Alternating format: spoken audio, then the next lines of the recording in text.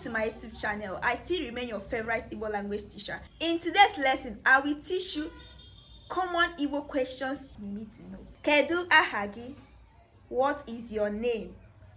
Response: aha m bụ, my name is.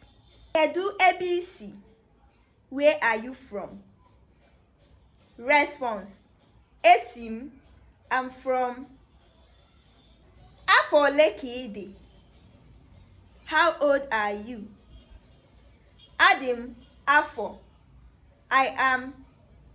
Then you say your age. Kedu aha nna gị? What is your father's name? Response: aha nna m bụ, my father's name is. Kedu aha nne gị? What is your mother's name? Response: aha nne m bụ, my mother's name is. Kedu aha nwanne gị? What is your sibling's name? Aha nwanne m bụ, my sibling's name is. Now, irrespective of the gender. Kedu aha nwanne gị nwoke? What is your brother's name? Response: aha nwanne m nwoke bụ, my brother's name is. Kedu aha nwanne gị nwanyị? What is your sister's name? Response: aha nwanne m nwanyị bụ, my sister's name is. Don't forget to subscribe to my YouTube channel for more.